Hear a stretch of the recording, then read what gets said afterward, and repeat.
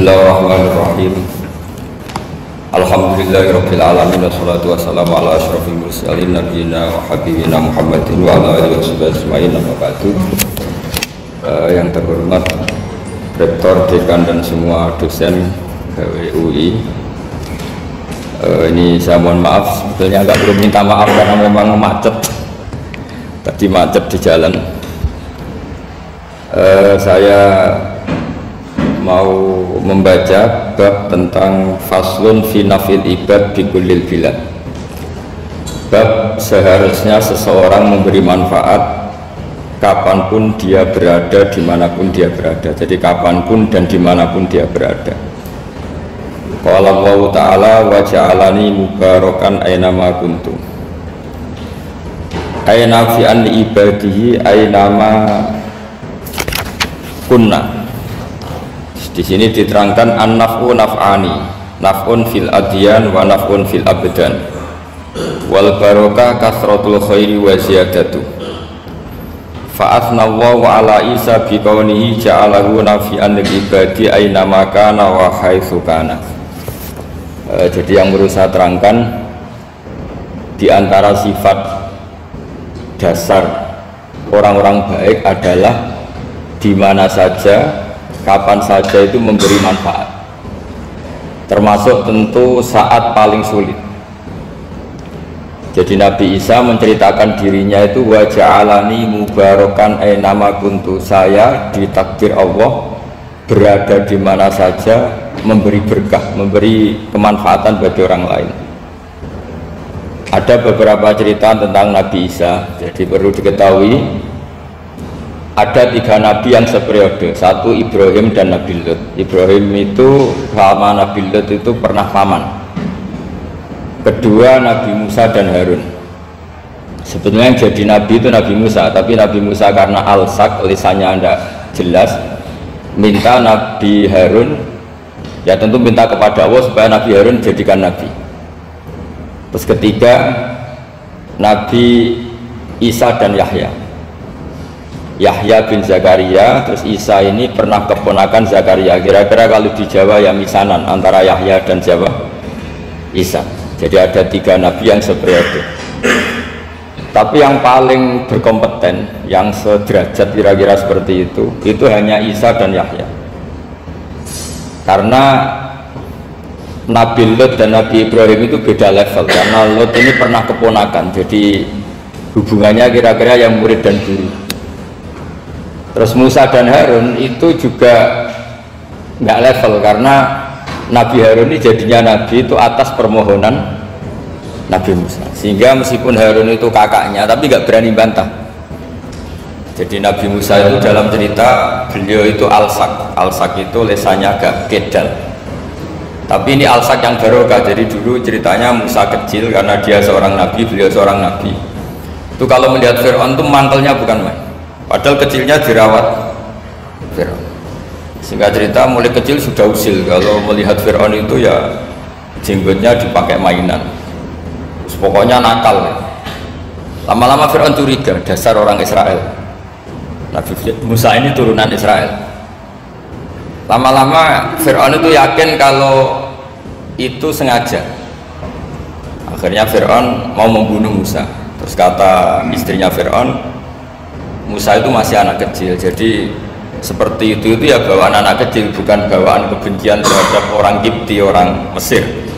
Kalau dalam bahasa kitab kuno Mesir itu Egypt al-Kipti, makanya disebut Maria al-Kiptiyah. Kalau orang sekarang bilang Egypt itu bahasa kunonya Mesir itu al-Kiptiyah. Nah, memang secara bahasa Arab Mesir itu nggak mungkin, bahasa Arabnya Mesir itu nggak mungkin, karena Misra itu maknanya kota. Jadi kalau kamu bilang kamu kemana, ke Misra, ke kota, lagi kota mana, ya kota Mesir, itu bisa debat kusir. Jadi ya kayak kita lah, kita sekolah di mana, di madrasah. Madrasah terjemahnya apa? Sekolah. Nah, kemudian oleh istrinya Fir'aun ya gini saja, buktikan kalau Musa itu masih anak kecil. Masyhur itu dalam cerita, dikasih bara api sama apel. Sebenarnya Musa kecil ini sudah pinter mau milih apel. Sama malaikat Jibril diarahkan tangannya itu ngambil apa?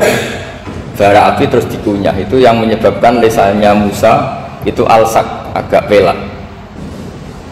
Nah ketika jadi rasul itu akan repot karena nanti harus pakai penerjemah. Jadi seorang rasul tapi lisannya tidak cakap. Akhirnya Nabi Musa realistis ngendikan ketika diutus, wa akhi Harun wa afsahu minni lisanan fa arsilhu ma'yarid ayyusaddiquni inni akhafu ayyukadzibun.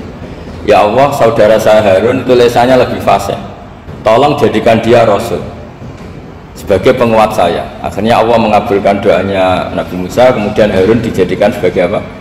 Rasul. Sehingga meskipun satu angkatan, Harun dan Musa ini enggak level.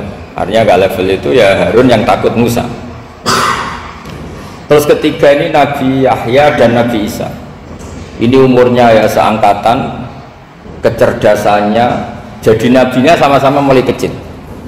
Kita tahu Nabi Yahya termasuk yang diberi khitab Allah, ya Yahya khudil kitaba biquwwah wa atainahul hukma sobiyya. Yahya, berpeganglah kitab secara kuat dan dia saya kasih kenabian ketika kecil. Sama dengan Nabi Isa yang disebut wa yukallimun nasa fil mahdi wa kahla. Sehingga karena selevel, dua nabi ini menjadi figur besar dalam manhaj, dalam metode dakwah. Dua, karena masih misanan, jadi kalau Jawa kira-kira mirip misanan. Dua nabi ini kalau memilih satu kampung, itu kalau Nabi Yahya itu milih kalau singgah di satu kampung, Nabi Yahya mesti tanya, orang sini yang paling soleh siapa, yang paling baik siapa, ya terus singgah atau nginap di rumahnya orang baik tadi. Tapi kalau Nabi Isa enggak, orang sini yang nakal siapa, yang paling beling siapa, terus Nabi Isa singgah di situ. Akhirnya ada pertanyaan dari Nabi Yahya, lima tanzilu ala syirarin nas, kenapa kamu selalu singgah di orang-orang nakal? Syiror itu orang-orang nakal. Masyhur itu Nabi Isa menjawab, ana tabibun udawil mardo. Di mana-mana Nabi itu ibarat seorang dokter, kerjaannya tentu menyembuhkan orang-orang yang apa? Sakit. Jadi dua Nabi ini sering berdebat, tentu debat yang baik, dan itu menjadi coro Jawa itu punjeri ilmu. Jadi manhaj ilmu besar antara Yahya dan Isa.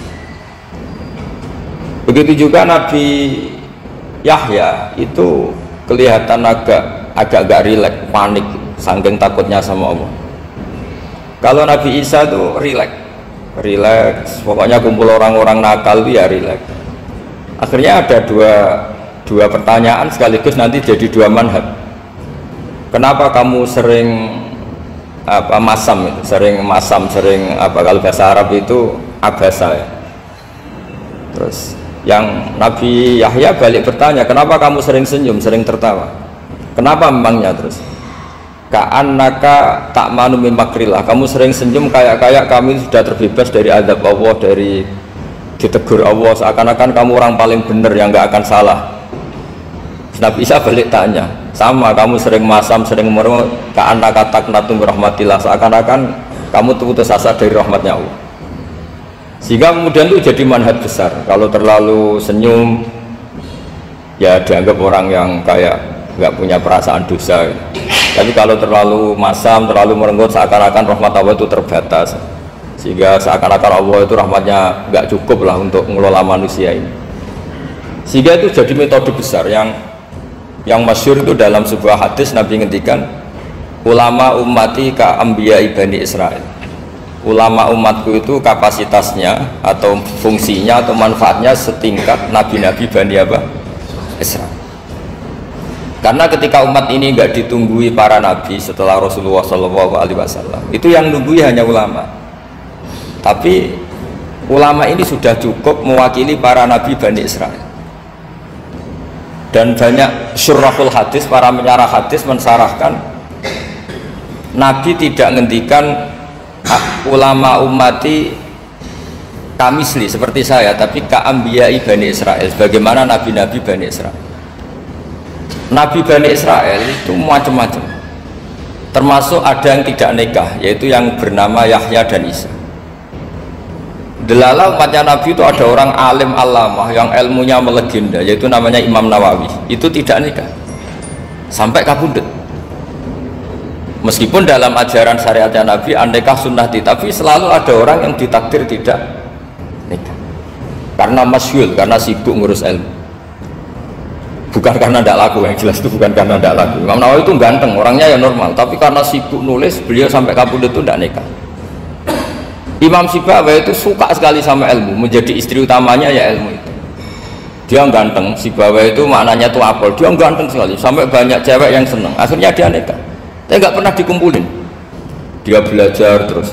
Ketika beliau ke pasar, dulu nggak ada supermarket, beli kertas, kitabnya dibakar semua sama istrinya.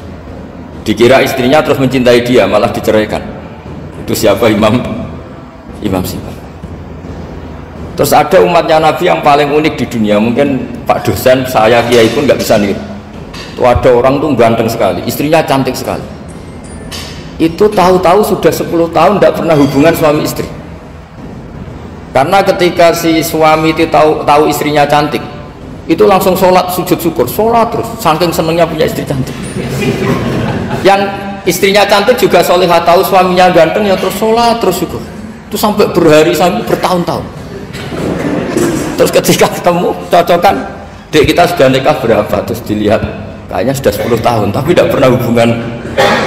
Oh itu nggak kebayang, itu ganteng sama cantik, kalau jelek sama jelek itu mungkin. Yang satu bilang naudzubillah, satu itu kan nunggu rafa saja. Ini nggak ganteng sama cantik. Nah kenapa kualitas ulamanya Rasulullah itu bisa seperti Nabi Bani Israel? Karena agama ini, umat ini sudah ada ditunggui para nabi, sehingga mau tidak mau kualitas ulama, alhamdulillah barokahnya Nabi itu berkualitas kayak nabinya Bani Israel. Nah ini penting sekali saya utarakan supaya dicek saja. Kalau kita nggak percaya, dicek saja dalam hadis-hadis sahih. Misalnya begini, ketika Nabi memenangkan perang Badar, itu ada Asra Badrin, tawanan-tawanan perang Badar. Nabi suka musyawarah, suka rembukan. Ya Abu Bakrin, menurut kamu tawanan ini diapakan? Kata Abu Bakar, hum asyiratuka, mereka itu keluarga engkau, orang-orang Quraisy. Ya dibebaskan saja, pakai tebusan. Nanti uang itu kita kelola supaya jadi penguat Islam, dan orang-orang ini merasa utang jasa karena harusnya dibunuh, tapi kita bebaskan. Terus tanya, bagaimana kamu ya Umar, menurut kamu? Kata Umar, ini kan orang-orang yang dulu ingin bunuh kamu, yang ingin menghabisi jenengan, ingin dan sudah ngusir jenengan. Ya setelah ketangkap ya dibunuh, kok repot. Apa kata Rasulullah? Rasulullah spontan ngendikan, inna masalah kayak Abu Bakrin kamasali Ibrahim, kamu ibarat kayak Nabi Ibrahim. Izqala faman tabi'ani fa innahu minni wa man asani fa innaka ghafurur rahim. Jadi Nabi Ibrahim itu unik, melihat umat itu sesyafakoh itu. Syafakoh itu banget sayangnya. Nabi Ibrahim cara berpikir, faman tabi'ani fa innahu minni, orang yang ikut saya ya Allah pasti golongan saya, tentu layak masuk surga. Wa man asani, orang yang mendurhakai saya, fa innaka ghafurur rahim, engkau maha pengampun. Bukan yang mendurhakai langsung masuk neraka, enggak, engkau maha pengampun. Wa masaluka ya Umar kama salin Nuh, isqala rabbi la tadzar ala ardi minal kafirin dajjara. Umar, kamu mirip Nabi Nuh, inginnya semua orang kafir dihabisin. Ya masyhur kan Nabi Nuh itu nggak ingin ada orang kafir sampai ada banjir tufan. Nah kalau sampean tanya bedanya apa dengan garis keras sekarang, bedanya ya beda sekali. Kalau Nabi Nuh benci sama orang kafir itu diserahkan yang punya, sehingga yang punya yaitu Allah yang menghukum dengan banjir bandang. Tapi kalau kita kan kadang kita bertindak sendiri, jadi potensi disalahkan. Yang jelas dalam hadis-hadis sahih, Nabi Nuh itu tidak bisa mensyafaati karena itu. Ketika diminta ini hadis sahih, bukan ada di Bukhari, ada di Muslim. Karena biasanya kalau di kota itu ditanya ini sahih enggak, untungnya yang tanya kadang tidak paham. Ini alhamdulillah aja, jadi wah repot. Nabi Nuh itu diantara sebabnya nggak bisa mensyafaati adalah pernah corong Jawa maksudno kaume. Kalau dalam bahasa Arab itu da'a li Zaidin berarti mendoakan positif, kalau da'a la Zaidin mendoakan negatif. Kalau orang Jawa itu ada doa, ada pasat. Nabi Nuh adalah orang yang pernah maksudkan kaumnya, Saya cerita sedikit tentang Nabi Nuh dan Nabi Ibrahim. Nabi Ibrahim dianggap tadi cerminannya Abu Bakar, dianggap niru Ibrahim, cerminannya Umar dianggap niru Nabi siapa? Nabi Nuh. Lalu kalau sampean tanya, bedanya gimana? Begini logikanya. Andai kan kita mengkaji secara akademik begini. Ada ulama besar namanya Abdul Hasan Asyadzili, itu masyhur di Indonesia menjadi Thariqah Syadziliyah. Terus ada seorang muridnya minta gini, ya Abdul Hasan Asyadzili, tolong saya dikasih ijazah supaya saya tidak pernah maksiat di bumi ini. Karena saya takut sama Allah, kalau saya maksiat itu merasa tidak nyaman dengan Allah. Abdul Hasan Asyadzili ini malah marah besar. Atuhibbu alla tadhharu maghfiratu. Kalau kamu tidak pernah maksiat, berarti kamu suka maghfirahnya Allah Ta'ala itu tidak kelihatan, karena nggak ada yang maksiat. Tapi bukan dukung kamu yang tidak ada, ini cerita ilmiah. Tapi kalau Sayyid Abdul Al-Haddad itu kebalikannya. Ada orang fasik itu hidup berkeliaran, mengganggu masyarakat, ganggu ketertiban agama. Ada kiai atau siapa gitu mendoakan supaya tobat atau dikasih panjang umur supaya nanti bisa tobat. Itu beliau Sayyid Abdul Al-Haddad marah besar. Man da'a li fasikin bil baqa faqad ahabba ayyusawahu fi ardi. Orang yang mendoakan orang fasik hidup berarti dia suka Allah dimaksiati di buminya. Jadi akhirnya jadi kutub besar, yang satu Syadziliyah, yang satu Haddadiyah. Kenapa ya? Karena tadi yang satu cerminan Nabi Isa, yang satu cerminan Nabi Yahya.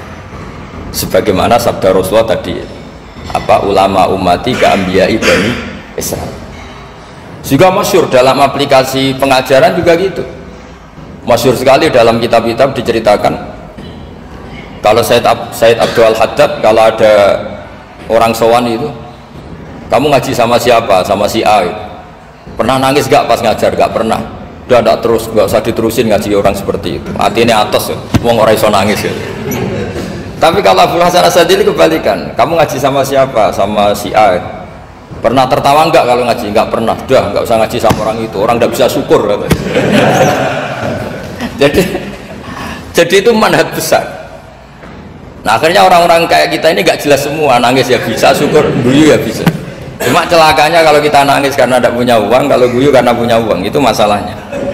Tapi kalau wali-wali dulu enggak, kalau senyum ya karena saking yakin rahmatnya Allah itu wasiat rahmatu. Kalau nangis ya karena takut azabnya Allah. Kalau kita kan enggak, sangat-sangat materialistik. Ini yang membedakan kita. Sebenarnya nangis dan senyum itu satu keharusan, karena Allah punya madharul jalal. Ketika Allah dengan sifat keagungannya, maka kita ini coro Jawa serakot bersenyum.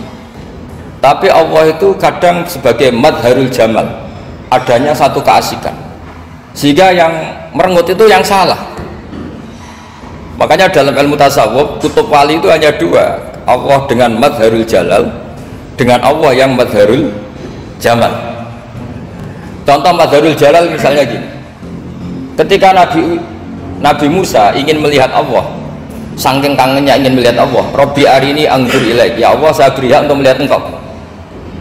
Allah dengan jalalnya gini, Allah itu qadim, superior, tentu gak layak tersentuh barang hadis itu makhluk. Sehingga ketika falam matajalla rabbuhu lil jabali ja'alahu dakka wa kharra Musa sa'iqa, sehingga gak levelnya, apapun hebatnya Nabi ini tetap makhluk, sementara Allah itu qadim, gak kuat. Makhluk yang fana ini, yang profan ini gak kuat menampung zat yang qadim, yang superior, sehingga gunung pun hancur, Nabi Musa pingsan. Tapi ketika Allah dengan madharul jamal itu Allah dengan keindahannya, dengan kasih sayangnya memberi hak makhluknya untuk melihat. Nah, di sini ini Allah sering ngendikan wujuhu yauma idzin nadhirah ila rabbiha nadhirah. Nanti ada wajah-wajah yang di surga itu melihat saya, kata Allah. Tapi apakah betul melihat kayak saya melihat dosen, melihat Pak Rektor, melihat teman-teman? Itu tidak bisa. Karena Allah itu qadim, sehingga meskipun manusia ahlul jannah melihat Allah, tetap Allah ngendikan la tudrikuhul absar wa huwa yudrikul absar. Karena Allah dibalik jamalnya ya punya jalal, dibalik jalalnya juga punya jalal. Sehingga selalu di Quran itu diulang beberapa kali supaya proporsional. Nah, kenapa ahli sunnah tetap berkeyakinan Allah bisa dilihat? Logikanya begini, fa inna kulla maujudin yasihu ayyura. Allah itu zat sing nyata-nyata wujud dan punya eksistensi. Di mana-mana sesuatu yang wujud itu layak untuk bisa dilihat. Lalu pertanyaannya gini, kenapa kita tidak bisa melihat sekarang kok nunggu di akhirat? Karena mata kita sekarang itu profan, fana. Sementara kita setelah di surga, tubuh kita didesain abadi. Ya, saya ulang lagi ya, setelah kita di surga, semua fisik kita ini didesain abadi. Tentu karena desainnya sudah abadi, layak melihat zat yang abadi. Tapi pertanyaannya, kenapa tidak bisa ikhatah, tidak bisa melihat sampai faham, la tudrikul absar? Karena abadi kita itu diabadikan, sebagaimana surga abadinya diabadikan, neraka diabadikan. Sementara Allah abadi dengan dirinya sendiri, yaitu Al-Qayyum, atau dalam bahasa ngajinya Qiyamuhu binafsi. Nah, lalu pertanyaan, makanya Mu'tazilah itu menentang betul kalau orang di surga bisa melihat Allah. Cara berpikir Mu'tazilah, melihat itu artinya yang dilihat ada arahnya, sementara Allah terbebas dari arah. Tapi kata ahli sunnah, cara berpikir tidak seperti itu. Melihat itu pokoknya tahu. Nah, tahu karena mata itu karena kita ditakdir tahu itu karena mata. Sebetulnya yang menjadikan tahu itu tidak mata. Ya kalau tahu ya tahu saja, bukan harus pakai mata. Itu cara berpikir ahli sunnah wal jamaah. Jadi saya beri ya bocoran nih. Kenapa madzhab ahli sunnah itu yang dipilih oleh banyak mayoritas di dunia, jumhur itu. Ahli sunnah itu dianggap pikirannya lebih orisinil. Misalnya ahli sunnah kalau ditanya, kenapa kamu melihat? Ya melihat saja. Kenapa kamu mendengar? Ya mendengar saja. Kesannya itu tidak rasional, kayak orang yang nggak pinter itu. Tapi sebetulnya itu yang benar. Jadi cara berpikir ahli sunnah itu melihat itu menjadi tahu. Menjadi tahu itu bisa karena mendengar, bisa karena melihat, bisa karena dikasih tahu, bisa karena bersentuhan. Sebab itu di Quran itu ada ayat ala ya'lamu man khalaqa, bukankah zat yang menciptakan itu menjadi tahu. Sehingga kenapa Allah itu selalu tahu? Karena Allah yang menciptakan. Kalau kamu tahu karena mata, sekali itu jauh, maka kamu tidak melihat. Atau kamu sekarang buta, kamu tidak melihat. Atau tertutupi barang itu, maka kamu tidak melihat. Tapi kalau kamu tahu karena kamu menciptakan, maka akan melihat terus. Misalnya saya ini tukang batu, saya ingat betul ketika saya bangun Monas, itu pulpen saya tak tanam di dalam Monas. Saya ingat betul kalau pulpen saya warnanya putih, tak tanam di Monas 2 meter dari pondasi. Setelah saya pulang ke Jogja ditanya, di dalam Monas ada apa? Ada pulpen, posisinya 2 meter dari pondasi. Kenapa saya tahu? Karena saya yang menciptakan. Nah, karena menciptakan ini sehingga tahu saya akan terus menerus. Tapi kalau tahu karena mata, sekali barang itu tertutupi, nggak tahu. Misalnya saya tahu jenengan karena dekat sekali jenengan kemana-mana, saya sudah tidak tahu. Tapi kalau saya menaruh sesuatu di tubuh Anda, sehingga kamu kemana-mana tetap tahu bahwa barang itu ada di tubuh. Nanti kalau ada yang protes, tapi bisa saja Gus barang itu dicuri orang, kemudian Anda tidak tahu. Yang menjadi tidak tahu karena saya sudah tidak menciptakan suasana itu. Selagi saya menciptakan, maka akan tahu terus. Ya, tapi karena Allah ini menciptakan semua yang ada di bumi, maka Allah tahu terus. Jika Allah tahu cara bikin kuman, terus tahu bahwa manusia itu punya kuman, kumannya punya organ, organnya juga punya kuman. Terus gak kebayang. Kamu bayangkan kayak, makanya Allah itu kalau cerita sederhana, innallaha la yastahi ayyadriba matsalam ma ba'udatan fama fawqaha. Allah itu tidak malu bikin perumpamaan nyamuk, karena nyamuk itu lebih dahsyat dibanding gajah. Para pematung itu disuruh bikin gajah masih mampu, bikinkan patung gajah mungkin masih sanggup. Tapi kalau tak suruh bikin patung nyamuk, nggak usah bikin hidup, patungnya saja sekecil itu. Padahal nyamuk kecil itu punya organ tubuh, lalu bikinnya organ tubuh nyamuk itu kayak apa?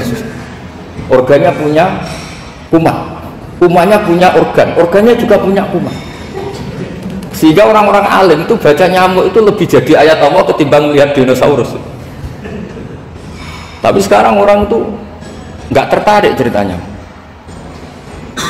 Jadi beda perasaannya orang alim sama orang awam. Kalau orang awam tuh melihat mukjizat kan yang dasar-dasar kayak dinosaurus, gajah, wow gitu.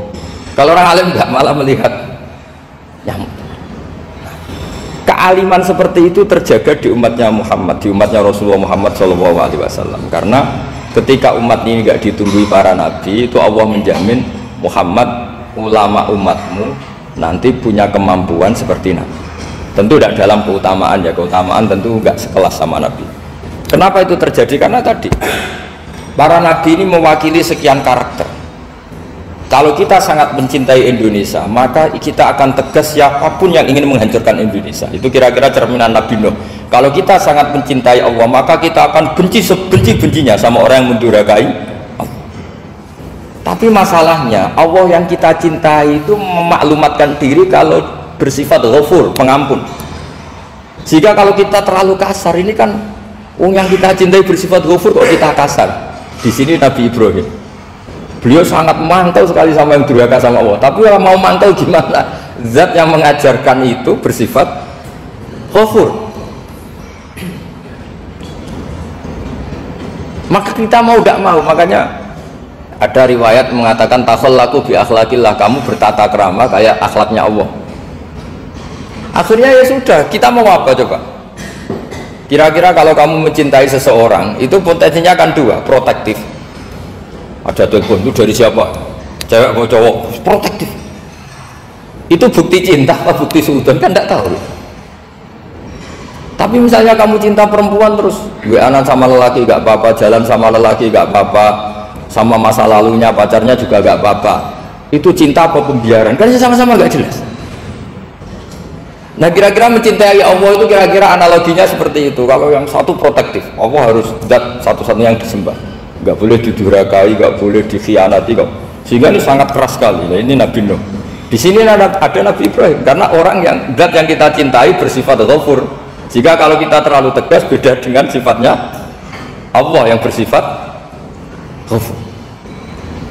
Nah umatnya Nabi seperti itu mulai dulu. Ada yang moderat, ada yang keras, ada yang setengah keras, setengah moderat. Ada yang ambil sikap, oh udah mangan turu, ngenteni mati. Nah, itu lebih baik itu timbang punya istihad tapi gak jelas, mendingan. Itu ada riwayatnya, suatu saat ibadah akhir umatku terbaik adalah tidur. Maksudnya tidur itu gak ngambil sikap, masyhur itu. Saya beri riwayat yang ada di Bukhari Muslim. Satakunu fitanun al-qaid fiya khairun al-qaim wal qaim fiya khairun al-masyi wal masyi fiya khairun nasai. Nanti di akhir zaman itu banyak fitnah, kata Rasulullah. Yang duduk lebih baik ketimbang yang berdiri, yang berdiri lebih baik ketimbang yang jalan biasa lebih baik ketimbang yang jalan bergegas. Man tasyarrafa laha tastasrifu. Fitnah itu adalah siapa yang terlibat maka akan semakin parah.